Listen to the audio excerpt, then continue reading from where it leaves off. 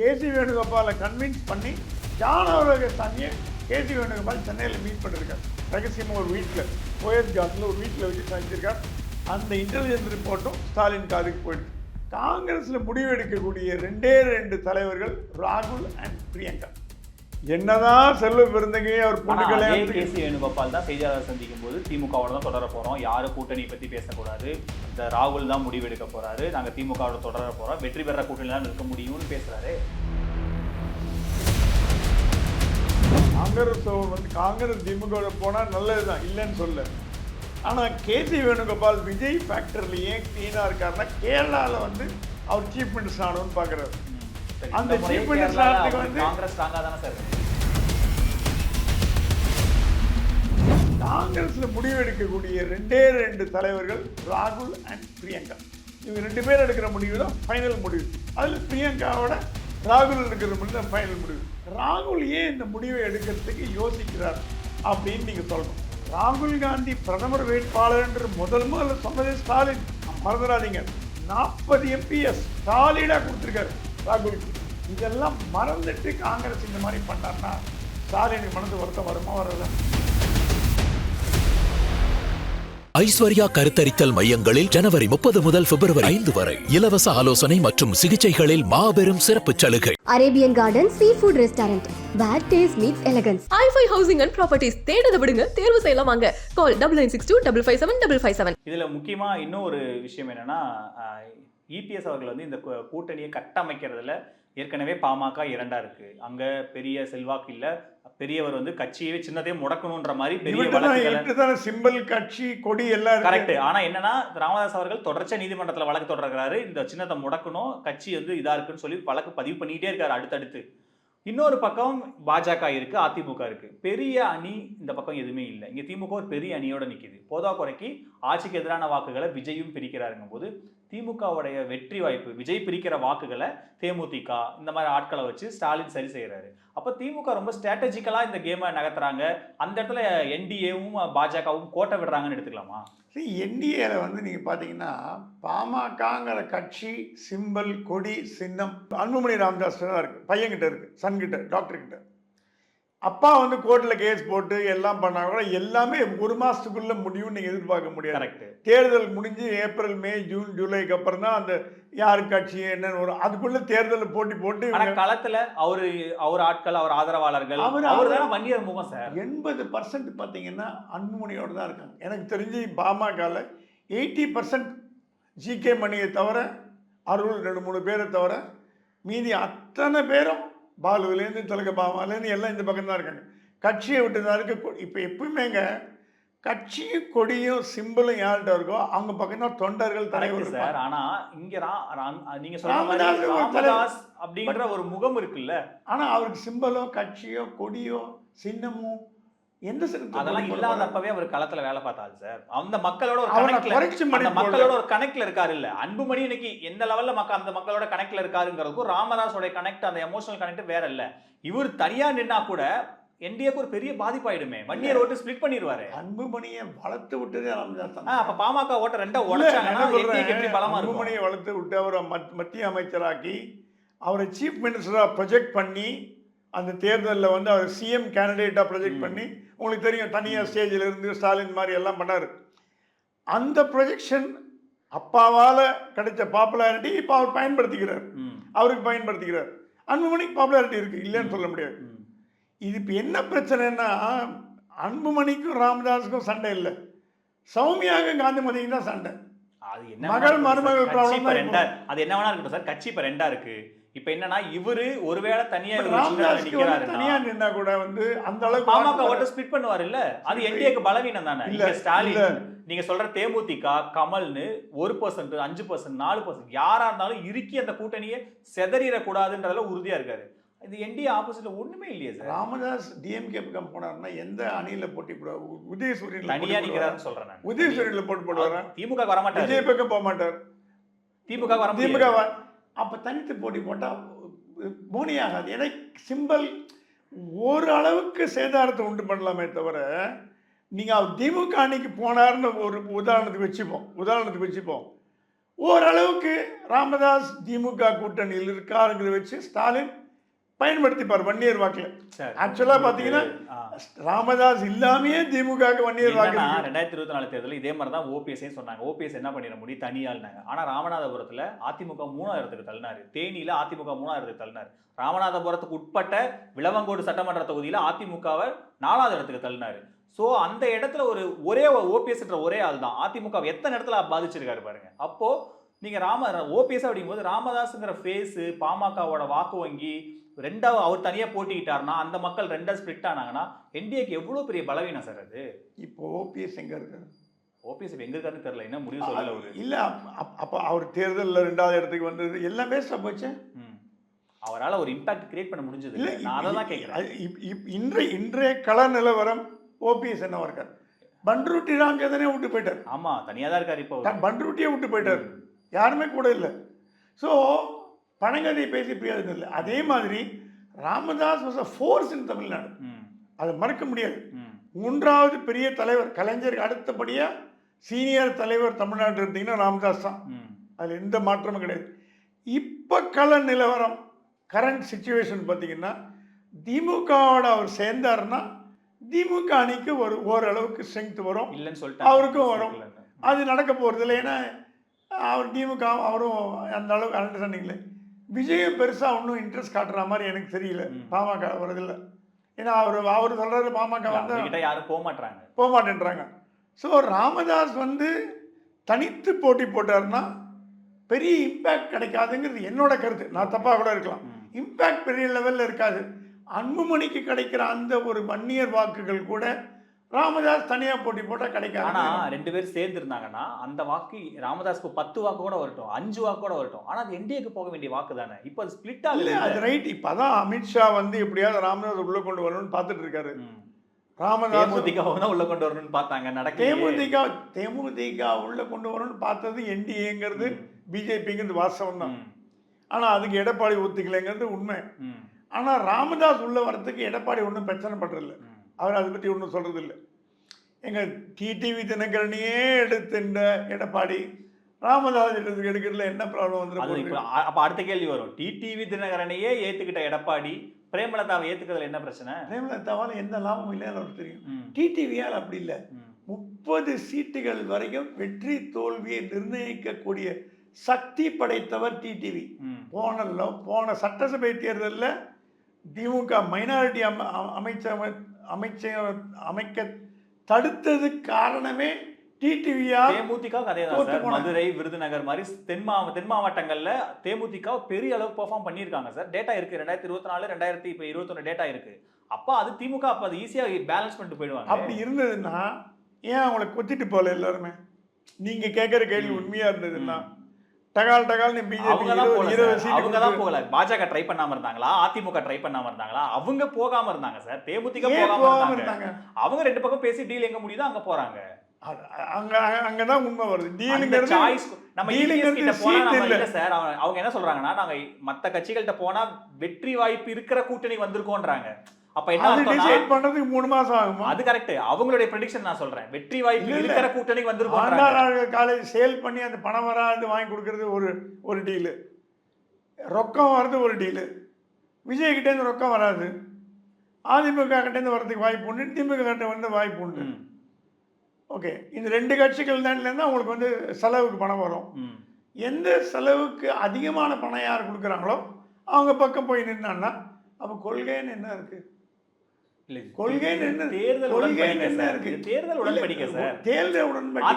பாஜக என்ன கொள்கை ஒத்து போகுது? காங்கிரஸ்க்கும் திமுக என்ன கொள்கை? சஃபேர் தியேட்டர் கொடுத்தாங்க ஜெயலலிதா, ராமதாஸுக்கு சஃபேர் தியேட்டர் கொடுத்தாங்க கூட்டணி வர்றதுக்கு. அதெல்லாம் நான் இல்லைன்னு சொல்ல. பட் இவங்க கேஷ் பேசிஸ் ஒன்றே குறிக்கோள் கூட்டணிக்குன்ற வரும்பொழுது எக்ஸ்போஸ் ஆகிறாங்களா இல்லையாங்கிறத என்னோட கேள்வி. பலம் இல்லை, ஜெயிக்கிறாங்க அதெல்லாம் விட்டுருங்க. எந்த கட்சி தான் கூட்டணிக்கு வராங்க பணம் வாங்காம வராங்க?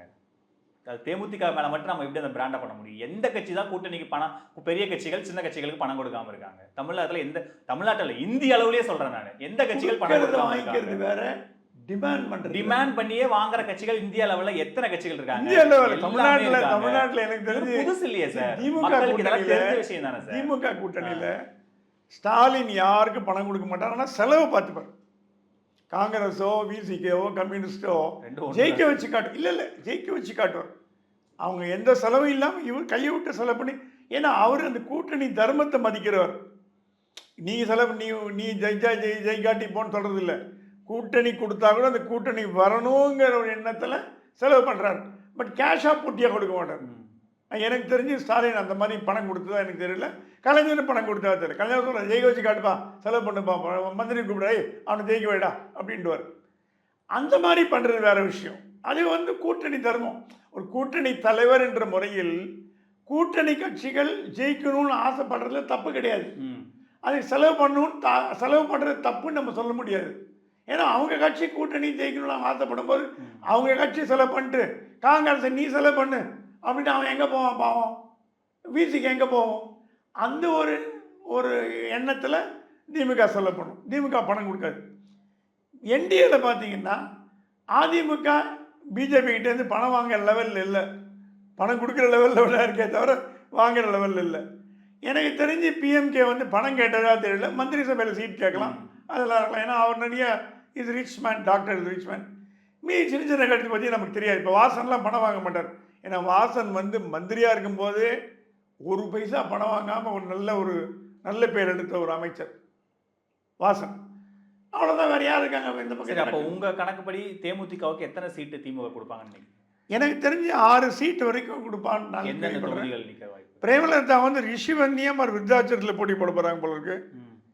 விஜய் பிரபாகரன் விருதுநகர் இல்லை சாத்தூர், வெங்கடேசன் விழுப்புரம் இல்லை விக்கிரவாண்டி, பார்த்தசாரதி விருகம்பாக்கம், அப்புறம் அனகை முருகேசன் பல்லாவரம், இளங்கோவன் பாப்பிரெட்டிப்பட்டி, அப்புறம் அழகாபுரம் மோகன் சேலம் சவுத்து. இதில் விஜய் பிரபாகரன், பார்த்தசாரதியை தவிர, பிரேமலதா தவிர மீதி கேண்டிடேட்லாம் 2 கோடி கொடுத்த அப்புறம் தான் எம்எல்ஏ சீட்டுன்னு சொல்லிட்டாங்களாம். ஸோ எம்எல்ஏட்டே 2 கோடி வாங்குறாங்க எம்எல்ஏ சீட்டு கொடுக்குறது. ஏன்னா பார்த்தசாரதி பாவம் ரொம்ப கஷ்டப்படுறது. So Parthasarathy exempted. மீதி பேரில் 2 கோடி கொடுத்தா எம்எல்ஏ சீட்டு, இல்லை அடுத்த ஆள் ரெடி பண்ணிட்டு வந்துட்டாங்களாம். அவங்க ஓகேன்ட்டாங்க. ஸோ கட்சியை வியாபாரமாக நடத்தும் திமுகவிற்கு மக்களிடம் என்ன ஒரு செல்வாக்கு இருக்குங்கிறது ஒரு கேள்வி. நீங்கள் பலம் இல்லை, பலவீனம், பலம், அவங்க ஜெயிக்கிறாங்க, ஓட்டு வாக்கு, அதெல்லாம் வேறு விஷயம். எப்பவுமேங்க ஒரு கடந்த தேர்தலை அளவுகோலாக வச்சுக்க முடியாது. இப்போ கடந்த தேர்தல் அளவுகோலாக வச்சிங்கன்னா அடுத்தது திமுக வரும்னு கண்டிப்பாக சொல்ல முடியுமா? சொல்ல முடியாது. ஏன்னா இன்னொரு ரீசன் சொல்கிறாங்க, மாற்றி தான் வரும். திமுக அதிமுக மாற்றி தான் வரும். அது ஒரு கணக்கு இருக்குது. ஸோ கடந்த தேர்தலில் திமுக ஜெயிச்சதுனால இந்த தேர்தல். ஸோ கடந்த தேர்தலை நம்ம இன்றைக்குமே கணக்கில் எடுத்துக்க முடியாது. கடந்து போனவைகள்லாம் புதிதாக மக்கள் இப்போ 5 வருடத்திற்கு முன்பு சிந்தித்த மக்கள் இப்போ அதே மாதிரி சிந்திக்கிறாங்களா? இல்லை. இப்போ சில பேர் சொல்கிறாங்க ஸ்டாலின் 5,000 கொடுத்தாரு, திமுக ஓட்டு போடுறேன். அவங்க முதல் முறையாக திமுக ஓட்டு போடுறவங்களாம் கூட இருக்கலாம். கரெக்ட். நம்ம இல்லைன்னு சொல்ல முடியாது. 5,000 கொடுத்தாருங்க ஸ்டாலின், நம்ம எப்படிங்க அவருக்கு ஓட்டு போடாமல் இருக்க முடியும்? உதயசூரியனில் அப்படின்னு போடுறவங்களும் வரலாம். இல்லை எனக்கு பணம் வாங்கிட்டேன், என்னோட பணம் எனக்கு வந்திருக்கு, நான் எதுக்கு திமுக போடணும், அதிமுக போடணுன்னு போடுறதுக்கு போடலாம். நான் சுருங்க சொல்ல வர்றது என்னென்னா, people are become educated, knowledgeable, அரசியல் அறிவு தேர்ந்தவர்கள். இங்கே சர்வன் மெய்டு கேட்குறான் என்ன கூட்டணி வரும்னு, மெய்டெல்லாம் கேட்குறாங்க. அப்போ அவங்க யோசித்து ஓட்டு போட மாட்டாங்கன்னு நான் என்னோட அளவுகோல் எப்படி தான். ஆட்டோவில் போனால் ஆட்டோக்காரர் கேட்பேன், நாங்கள் யாருக்கு போடுவீங்கன்னு கேட்பேன். இவருக்கு ஏன் அவருக்கு போடுவீங்க, நாங்கள் அவர் இப்படி இருக்கார் அப்படி ஆட்டோகிட்ட பேசுவோம். நம்ம என் லிஃப்ட் மேன்கிட்ட பேசுவேன், டிரைவர்கிட்ட பேசுவேன், கார் டிரைவர்கிட்ட பேசுவேன், பக்கத்து டிரைவர்கிட்ட பேசுவேன். இந்த லோ லெவல் பீப்புளெலாம் தான் நம்ம பேசி அவங்க மைண்டை புரிஞ்சிக்க பார்க்கணும். அந்த மைண்டை வச்சு தான் ஒரு சாம்பிள், இதெல்லாம் ஒரு சாம்பிள் சர்வே தான். அந்த மைண்டில் இருக்கிறது பார்த்தீங்கன்னா எங்கிட்ட இந்த கட்சிக்கு ஓட்டு போடுவேன்னு சொல்ல மாட்டான், யாருமே சொல்ல மாட்டாங்க. ஆனால் அரசியல் தெளிவு இருக்கிறத நான் பார்க்குறேன். ஒரு தெளிவு, ஒரு ஞானம், ஒரு ஐடியா, ஒரு எந்த திசையில் நம்ம போனோம், யாருக்கு ஓட்டு போடணும், ஏன் ஓட்டு போடணும் அப்படிங்கிறத தெளிவாக இருக்காங்க. அதிமுக அதை பற்றி எனக்கு கவலை இல்லை. அவன் ஏன் அந்த கட்சிக்கு ஓட்டு போடுறாங்கன்னு காரணம் சொல்றாங்க. இப்போ இன்னைக்கு திமுக வந்து அவங்களுடைய அந்த கூட்டணி பேச்சுவார்த்தைக்கான குழுவை ஆரம்பிச்சிட்டாங்க. அமைச்சிட்டாங்க. பேச்சுவார்த்தை ஆரம்பிக்க போறோம்னு சொல்லிட்டாங்க. முஸ்லீம் லீக் ஆரம்பிச்சு சுமூகமா ஆரம்பிக்குமா இல்ல அதுல ஏதாவது பிரச்சனை வருமா? ஏன்னா காங்கிரஸ் ஒரு பெரிய த்ரெட்டா இருக்காங்க, கேட்டுட்டே இருக்காங்க. என்ன நடக்கும்னு நினைக்கிறீங்க? முஸ்லீம் லீக் ஆரம்பிச்சு MDMK அதெல்லாம் ஸ்மூத்தா போகும். இல்ல மல்லை சத்யா வேற இருக்காரு, அப்புறம் வந்து விஜயகாந்த் கட்சி, கமலஹாசன் கட்சி, இவங்களுக்கெல்லாம் ஒரு 4-2 அந்த மாதிரி கொடுத்துருவாரு. முஸ்லீம் லீக் 10K ஜவஹர்லால் விசிகா வரணும், காங்கிரஸ் வரணும். இப்ப கடைசியா அவர் வச்சுக்க போறது காங்கிரஸ் அண்ட் விசிகா தான். மீதெல்லாம் ஈஸியா முடிஞ்சிடும். மீதி எல்லா டீலிங்குமே ஸ்டாலின் என்னங்க எடுத்துக்க அப்புறம் பார்த்துக்கலாம், வேலை பண்ணித்தரேன் அப்படின்னு வாய முடிப்பாங்க. விசிகாவும் இதில் முரண்டு பிடிக்கக்கூடிய 2 கட்சிகள் விசிகா அண்ட் காங்கிரஸ். விசிகா டபுள் டிஜிட்டில் கேட்குறாங்க, அது இறங்கிறதுக்கு தயாராக இல்லை. காங்கிரஸ் 40, 50, 60 இஷ்டத்துக்கு நம்பர் கேட்டுருக்காங்க. விசிகா வந்து கூட்டணி விட்டு போகிறதுக்கு வாய்ப்பு ரொம்ப ரொம்ப ரொம்ப ரொம்ப கம்மி. காங்கிரஸ் டவுட்ஃபுல்லாக இருக்குது. ஏன்னா பிரவீன் சக்கரவர்த்தி வந்து ரொம்ப கேசி வேணுகோபாலை கன்வின்ஸ் பண்ணி ஜானவரகசாமியை கேசி வேணுகோபால் சென்னையில் மீட் பண்ணிருக்கார். ரகசியமாக ஒரு வீட்டில், போயஸ் கார்டனில் ஒரு வீட்டில் வச்சு சந்திச்சிருக்கார். அந்த இன்டெலிஜென்ஸ் ரிப்போர்ட்டும் ஸ்டாலின் காதுக்கு போயிடுச்சு. என்னதான் செல்வ பெருந்தகை அவர் பொண்ணு கல்யாணம். கேசி வேணுகோபால் தான் செய்தியாளர் சந்திக்கும் போது திமுகவோட தான் தொடர போறோம், யாரும் கூட்டணி பத்தி பேசக்கூடாது, இந்த ராகுல் தான் முடிவெடுக்க போறாரு, நாங்க திமுகவோட தொடர போறோம், வெற்றி பெற கூட்டணி தான் இருக்க முடியும்னு பேசுறாரு. அப்ப எப்படி மாணிக்கத்தாக்கூர் பேச அலோ பண்றீங்க? இப்ப அவரு அந்த கேசி வேணுகோபால் செய்தியாளர் சந்திப்புக்கு அப்புறம் யாருமே பேசல. இப்ப வரைக்கும் பாரதி வாக்க கோட் பண்ணி ட்விட்டர்ல யார் போட்டதுக்கு அதுதான் நேரடியா பேச மாட்டாங்க. முன்னாடி அவ்வளவு வெளிப்படையா பேசிட்டு இருந்தா மாணிக் தாகூர். கேசி வேணுகோபாலுடைய செய்தியாளர் சந்திப்புக்கு அப்புறம் யாரும் பேசல. செல்வ பெருந்தகை இன்னைக்கு செய்தியாளர் சந்திச்சிருக்காரு. இனி யாரும் வாயை திறந்து பேச மாட்டாங்க, கூட்டணி பேச்சுவார்த்தை சுமூகமா முடிய போகுது அப்படின்னு பேசியிருக்காரு. இல்ல காங்கிரஸ் வந்து காங்கிரஸ் திமுக போனா நல்லதுதான், இல்லைன்னு சொல்ல. ஆனா கேசி வேணுகோபால் விஜய் ஃபேக்டர்ல ஏன் கிளீனா இருக்காருன்னா கேரளால வந்து அவர் சீஃப் மினிஸ்டர் ஆகணும்னு பாக்குறாரு. அந்த சீஃப் மினிஸ்டர் ஆகிறதுக்கு வந்து காங்கிரஸ் ஸ்ட்ராங்கா தானே சார் இருக்கு. காங்கிரஸ் ஸ்ட்ராங்கா இருக்கு. பட் சமீபத்துல நடந்து முடிஞ்ச உள்ளாட்சி தேர்தல்ல காங்கிரஸ் அவ்வளவு பெரிய வெற்றி பெற்றிருக்காங்க, பயங்கர வெற்றி. ஆமா, சோ அவ்வளவு கம்ஃபர்ட்டா இருக்கும்போது 10 வருஷத்துக்கு மேல கம்யூனிஸ்ட் அங்க வேலை ஆகும். கரெக்ட், அவ்வளவு கம்ஃபர்ட்டா இருக்கும்போது காங்கிரஸ் ஏன் விஜய் ஃபேக்டரை வச்சு கேரளால ஒர்க் பண்ணி நம்ம காங்கிரஸ்னு சொல்ல மாட்டேன், கேசி வேணுகோபால் சொல்லுவேன். ஓகே, கேசி வேணுகோபால் விஜயை வச்சு ஜெயிச்சு சீஃப் மினிஸ்டர் வரணும்னு பாக்குறாரு. அப்ப அவங்கவுங்க தனிப்பட்ட ஆசைகளை நிறைவேற்றிக்கிறாங்க. தனிப்பட்ட ஆசைகள் தான். இப்போ சோனியா காந்தி பாத்தீங்கன்னா என்னைக்காவது திமுக விட்டு போறோம்னு சொல்லுவாங்களா? சொல்ல மாட்டாங்க, கண்டிப்பா சொல்ல மாட்டாங்க. எனக்கு தெரியும் சொல்ல மாட்டாரு. ராகுல் வந்து 50-50 இருக்காரு. பிரியங்கா கொஞ்சம் விஜய் பக்கம் இருக்கிறதா நான் கேள்விப்படுறேன், நமக்கு தெரியல. ஸோ இந்த இப்போ காங்கிரஸ்ல முடிவு எடுக்க வேண்டியது யாருங்க? சோனியா காந்தி அம்மா ஆல்மோஸ்ட் ஓய்வு பெற்றுட்டாங்க. இல்ல அவங்க எடுக்கிறதா இறுதி முடிவா இருக்கு. இல்ல இறுதி இல்லை, அவங்களும் உடம்பு முடியல, அவங்களும் கொஞ்சம் ஒதுங்கிட்டாங்க, ஒரு பையன்கிட்ட கொடுத்துட்டாங்க. மல்லிகார்ஜுன கார்கே ஒரு சும்மா ஒரு பெருசுன்ற லெவலில் உட்காந்துக்கிறதோ எந்த முடிவு எடுக்க முடியாது. அவர் முடிவு எடுக்க முடியாத கேசி வேணுகோபால் மல்லிகார்ஜுன கார்கேயோட பவர்ஃபுல்லாக இருக்கார் காங்கிரஸில். அது வேற விஷயம். காங்கிரஸில் முடிவு எடுக்கக்கூடிய 2 தலைவர்கள் ராகுல் அண்ட் பிரியங்கா. இவங்க 2 பேர் எடுக்கிற முடிவு தான் ஃபைனல் முடிவு. அதில் பிரியங்காவோட ராகுல் எடுக்கிற முடிவு தான் ஃபைனல் முடிவு. ராகுல் ஏன் இந்த முடிவை எடுக்கிறதுக்கு யோசிக்கிறார் அப்படின்னு நீங்கள் சொல்லணும். ராகுல் சொல்லிக்கலாம்ல, நோ நத்திங் டூயிங் டிஎம்கே. ஏன்னா ராகுல் காந்தி பிரதமர் வேட்பாளர் என்று முதல்ல சொன்னதே ஸ்டாலின், மறந்துடாதீங்க. 40 MPs ஸ்டாலினாக கொடுத்துருக்காரு ராகுலுக்கு. எதிர்கட்சி வரிசையில் 40 MP கொடுத்துருக்காரு தமிழ்நாட்டிலேருந்து. இதெல்லாம் மறந்துட்டு காங்கிரஸ் இந்த மாதிரி பண்ணார்னா ஸ்டாலினுக்கு மனசு வருத்தம் வருமா வராதா? நீங்களே யோசிச்சு பாருங்க. ராகுல் வந்து ஒரு வார்த்தை ஷட் அப், டோன்ட் டாக். ஏன்னா மாணிக்கம் தாக்கூர் ராகுலோட மனசாட்சி. வேற யாராவது பேசியிருந்தாங்கன்னா கூட நீங்கள் ஏன் கேர் பண்ணிட்டு வேணாம். மாணிக்கம் தாக்கூர் அந்த மாதிரி இல்லை, ராகுலோட மனசாட்சி. சார், மாநில தலைவரை தாண்டி கேசி வேணுகோபாலை தாண்டி கார்கேவை தாண்டி மாணிக் தாக்கூர் மனசாட்சியா சார்? கண்டிப்பா. சீட்டை அதிகப்படுத்தி வாங்குறதுக்கு ஒரு உத்தியாவோட இருக்கலாம். செல்வ பெருந்தகை கார்கேயோட ஆளு, மாணிக்கம் தாக்கூர் ராகுலோட ஆளு. அந்த டிஃபரன்ஸ் நீங்க. ப. சிதம்பரம் யாரோட ஆள் சார்?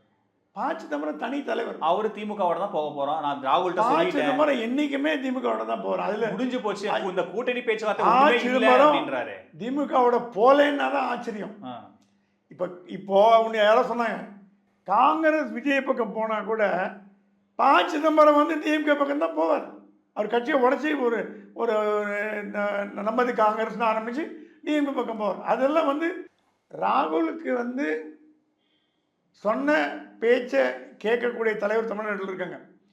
ப. சிதம்பரம், பீட்டர் அல்ஃபோன்ஸ்லாம் திமுக காங்கிரஸ்ன்னு சொல்லுவாங்க. செல்வ பெருந்தகை எல்லாம் திமுக காங்கிரஸ்.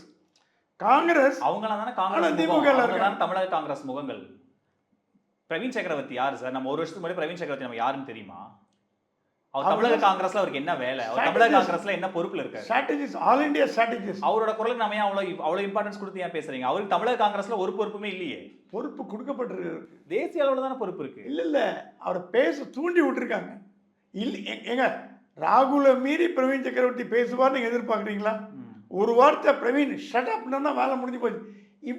நீங்க இன்னைக்கு விட்டுருங்க.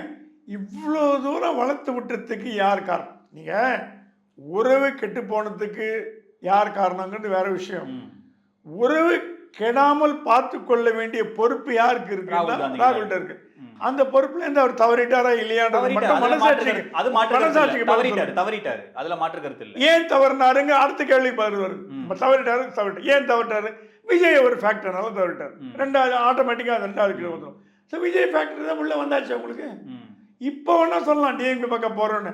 அப்போ நீங்க ஆட்சியில் பங்கு, அதிகாரத்தில் பங்குன்னு கேட்டதெல்லாம் வெத்து வேஷமா, வெத்து கோஷமா, வேடிக்கை கோஷமா, இல்லை திமுக மிரட்ட பார்த்தீங்களா, இல்லை ஸ்டாலினை காமிச்சு பூச்சாண்டி காட்ட பார்த்தீங்களா அப்படிங்கிற கேள்வி வரும். இப்போ அதுக்கு என்ன பதில் சொல்ல போறாங்க? இப்போ 20 சீட்டு வாங்கிட்டு போயிடுவாங்க.